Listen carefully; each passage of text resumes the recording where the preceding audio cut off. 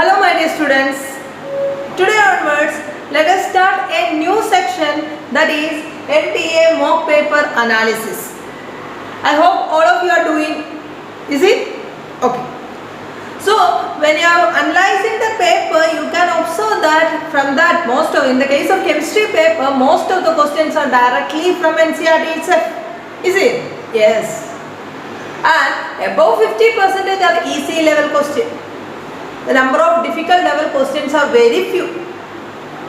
So today let us discuss paper 1, mock paper 1. But I am not doing all 45 questions. That is very few questions. That is some most important questions only I am sharing with you.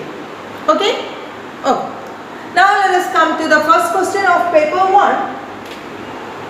That is first question from paper 1. It is not first question, I think it is a sixth question from paper 1.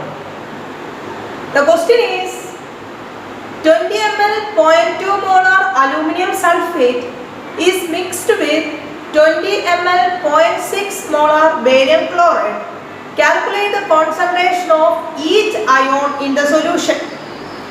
So, who are the barium chloride and aluminium sulfate? Barium chloride and aluminium, Al2SO4 thrice. So first of all we have to, that is the question from stoichiometry.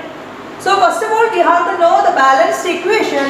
Barium chloride is reacting with aluminium sulfate to form barium sulfate plus aluminium chloride.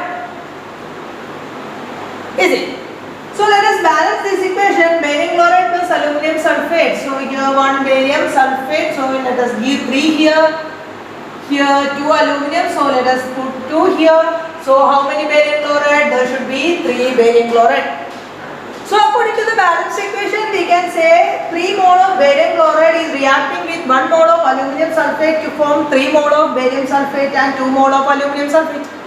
Okay, then 20 ml of 0.2 molar barium aluminium sulfate, 20 ml 0.2 molar aluminium sulfate and 20 ml of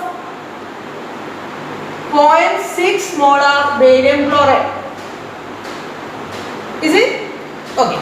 Then what is the concentration of barium chloride? 20 ml 0.6 molar. 0.6 molar means 0.6 moles present in 1000 ml. Then 20 ml consists of 0.6 by 1000 into 20, that is equal to 12 into 10 raised to minus 3 moles of barium chloride present. 12 into 10 raised to minus 3 moles of barium chloride present. So barium chloride means it consists of Ba2 plus as well as Cl2Cl minus. So 12 into 10 raised to minus 3 moles of Ba2 plus are there, as well as 2 into 12 into 10 raised to minus 3 moles of Cl minus ions are also there. Then come to the next one, 20 ml 0.2 molar aluminium sulfate. So remember 0.2 molar means 1000 ml consists of 0.2 moles. So 20 ml consists of 0.2 by 1000 into 20, that is equal to 4 into 10 raised to minus 3 moles of aluminium sulfate.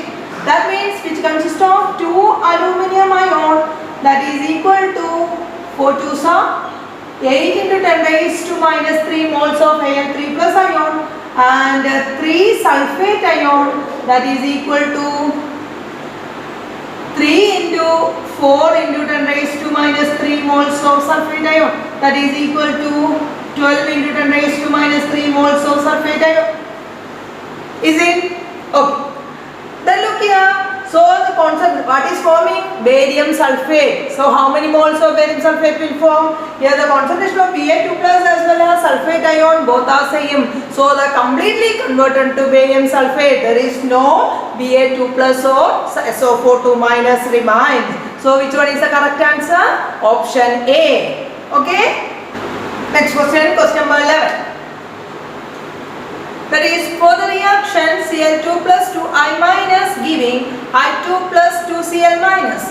The initial concentration of I minus was 0.2 mole per liter and the concentration after 20 minutes was 0.18 mole per liter. Then rate of formation of I2 in terms of mole per liter per minute would be. So the reaction is Cl2 plus 2I minus giving I2 plus 2Cl minus. So what is given? Initial concentration is given, and after 20 minutes concentration is also given, and you want to find the rate of formation. Direct question, rate of formation in terms of reactant and product. Rate of formation in terms of reactant and product, we can write rate of formation in terms of reactant d by dt of minus d by dt of molar concentration of Cl2 is equal to minus 1 by 2 d by dt of molar concentration of I minus is equal to d by dt of molar concentration of I2, that is equal to 1 by 2 d by dt of molar concentration of Cl minus. That is the equation that we have. Then what is the question? Rate of formation of I2 that we want to calculate. So d by dt of I2, d by dt of I2 that we want to calculate, that is equal to minus 1 by 2, 1 by 2 d by dt of molar concentration of I minus, that is equal to, it is given that initial concentration of I minus is 0.2 mole per liter, and after 20 minutes it is 0.18 mole per liter. So that is equal to final minus initial average rate, that is finally is 0.18 minus 0.2 by 20 minus of, that is equal to 0.02 by 20, that is equal to 5 into 10 raised to minus 4 mole per liter per minute. Option B is the correct answer. Correct? Now let us come to the next question, question number 50. Here, total pressure of a mixture of hydrogen and oxygen is 1 bar. The mixture is allowed to react to form water, which is completely removed to leave only pure hydrogen at pressure of 0.35 bar. Assuming ideal gas behavior and that all pressure measurements were made under same condition of temperature and volume, mole fraction of hydrogen in the original mixture is clear. Let us come to the question. That is, it is given that a container which consists of a mixture which having hydrogen as well as oxygen. So the total pressure of the mixture is given as 1 bar. Total pressure of a mixture is given as 1 bar. And mixture is allowed to react. So hydrogen and oxygen combine together to form water. Then what is given there? Mixture is completely, that is the mixture is allowed to react to form water which is completely removed. That means formed water is completely removed. Only pure hydrogen at a pressure of 0.35 bar is left. Clear? So what is the balance equation? 2 mole of hydrogen is reacting with 1 mole of oxygen to form 2 mole of water. So during this reaction, formed water is completely removed, and after that a vessel consists of only few amount, that is 0.35 bar pressure having hydrogen is remaining. What does it mean? All oxygen consumed during the reaction. So hydrogen is an excess reagent and oxygen is a limiting reagent. All oxygen consumed during this reaction. Okay. Now we want to calculate the mole fraction of hydrogen. So listen. Here let us assume the partial pressure of oxygen present in the vessel is equal to X. And what about the partial pressure of hydrogen in the vessel? We know total pressure is equal to 1 bar. And according to Dalton's law, total pressure is equal to sum of partial pressure. And it is given that the vessel consists of hydrogen and oxygen. So total pressure is equal to partial pressure of oxygen plus partial pressure of hydrogen. So partial pressure of hydrogen is equal to 1 minus X. Partial pressure of hydrogen is equal to 1 minus X. Then come to the equation. So initially we have, in initial condition we have 1 minus x, partial pressure of hydrogen present in the vessel is equal to 1 minus x, and oxygen present in the vessel is equal to x. Then after the reaction, final condition, after the reaction, what is given here? Hydrogen and oxygen combine to form water. So according to the balance equation, it is given that all oxygen is completely reacted. That means how much oxygen was the x bar oxygen, that is partial pressure of oxygen is x. So this was completely reacted. So suppose according to stoichiometry, 2 mole of hydrogen require 1 mole of oxygen. So x mole of oxygen require 2x mole of hydrogen. So what about the partial pressure of hydrogen? 1 minus x minus 2x. What about the partial pressure of oxygen? Oxygen completely removed. So there is no oxygen present. Is it? And here 2x moles of water will be there, but it is removed. That is given in your question. Is it? So finally the container having pressure due to 1 minus x minus 2x, that is equal to 1 minus 3x. And it is due to hydrogen, and it is also given as that is equal to 0.35 bar. So here we can say 3x is equal to 0.65 or x is equal to 0.65 by 3, that is equal to 0.22. What is 0.22? X. What is x? Partial pressure of oxygen. Partial pressure of oxygen is equal to x. Is it? Okay. Then we want to calculate mole fraction, not partial pressure. We want to calculate mole fraction. According to Dalton's law, we know partial pressure of a gas is equal to total pressure into mole fraction. Partial pressure is equal to total pressure into mole fraction. So mole fraction of oxygen is equal to partial pressure by total pressure, and total pressure is given as 1 bar, partial pressure is equal to 0.22. So mole fraction of oxygen is equal to 0.22. Therefore mole fraction of hydrogen is equal to 1 minus 0.22, that is equal to 0.78. So which is the correct option? Option A. Is it? Number 18. The equilibrium constant for the following reaction is 1.6 into 10 raised to 5 at 1024 Kelvin. H2 plus Br2 giving 2 HBr. Find the equilibrium pressure of HBr if 10 bar HBr is introduced into a sealed container at 1024 Kelvin. So it is given that H2 plus Br2 giving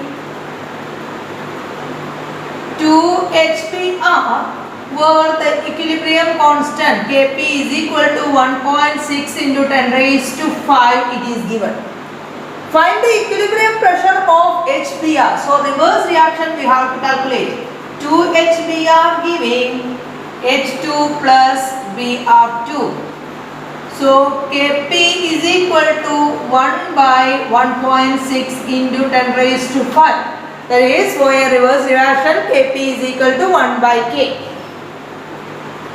Then it is saying that initially HBr, the partial pressure of HBr is the pressure of HBr taken as 10. Initial condition. The equilibrium. Initial condition we have taken 10 bar HBr. Then at the equilibrium what is happening? Calculate the partial pressure of hydrogen and bromine at the equilibrium that we want to calculate. So at the equilibrium let us assume X amount of, that is X bar pressure of HBr is released during a reaction. So initially 10 bar was there. So now it becomes 10 minus X. So what about the pressure due to H2? It is X by 2 and bromine is also X by 2. And we know Kp is equal to x square by 4 by 10 minus x whole square. That is equal to 1 by 1.6 into 10 raised to minus 1. So it is 10 raised to minus 5. That means Kp is very small value. So let us neglect x from the denominator.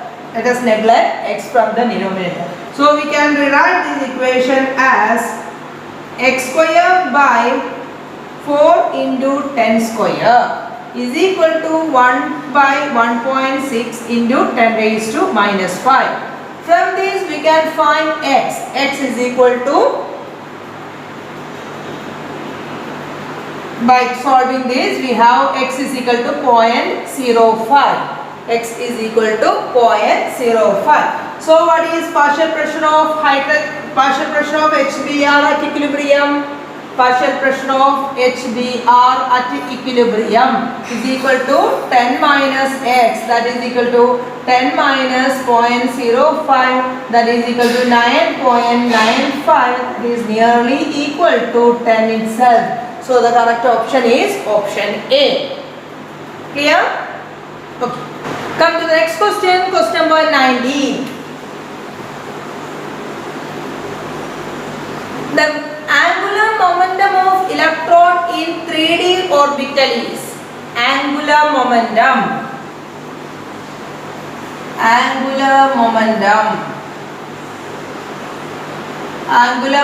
is equal to root of L into L plus 1 into h by 2 pi.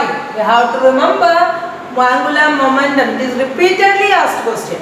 Angular momentum of 1s electron or 2s electron or 2p electron or something, repeatedly asked question.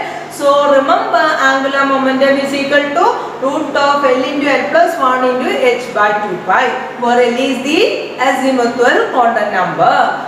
So angular momentum of 3D orbital. So in the case of 3D orbital, what is L value? L is equal to 2. So angular momentum is equal to root of 2 into 2 plus 1 into h by 2 pi, that is equal to root 6 into h by 2 pi. So root 6 means root 3 into root 2. So root 2 and 2 let us cancel. So we have root 3 by root 2 into h by pi. So that will be the answer. So correct option is option C. Clear? Question number 24.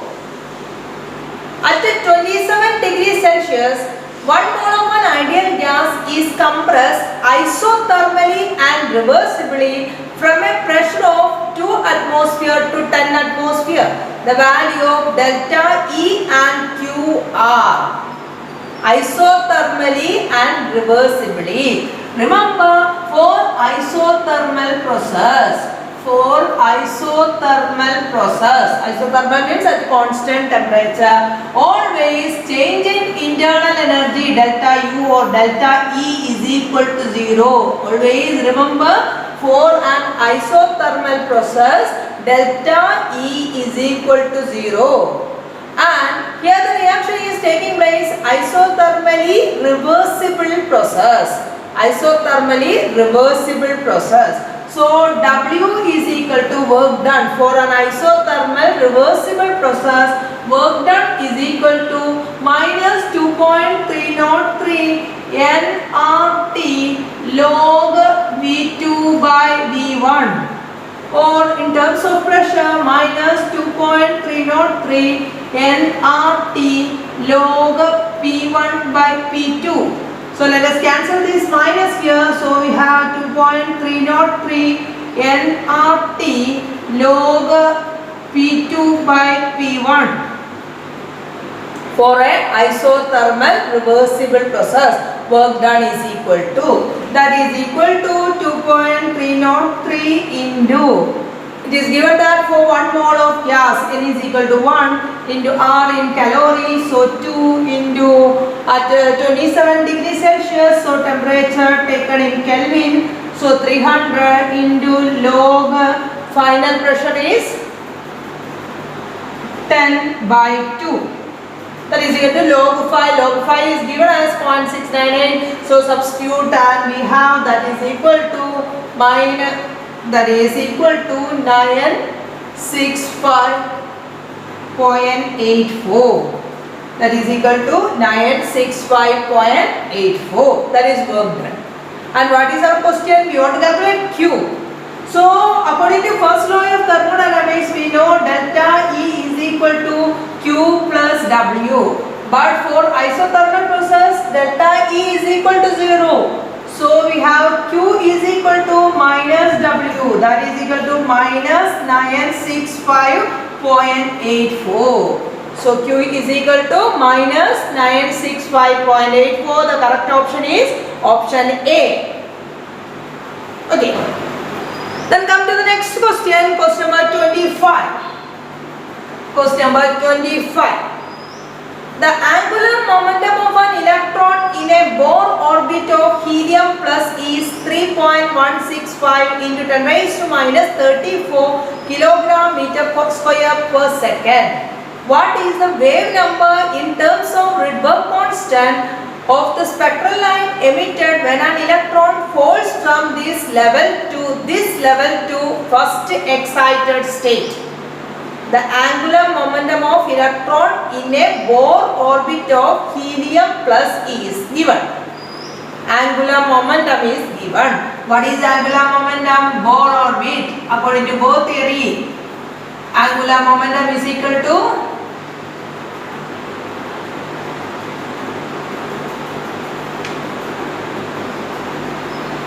NH by 2 pi. According to Bohr theory, in the case of Bohr orbit, we are considering only principal quantum number. So angular momentum is equal to NH by 2 pi. So NH by 2 pi is equal to, angular momentum is given, NH by 2 pi is equal to 3.165 into 10 raised to minus 34. And the value of H is given. Then substitute the values and we have N is equal to 3. So N is equal to 3. Then we want to find the wave number. We have the equation U bar is equal to R into Z square into 1 by N1 square minus 1 by N2 square. That is, R is Rydberg constant and Z is atomic number, that is it is given as helium. So atomic number is 2 square into 1 by emitted when an electron falls from this level to first excited state. First excited state means what?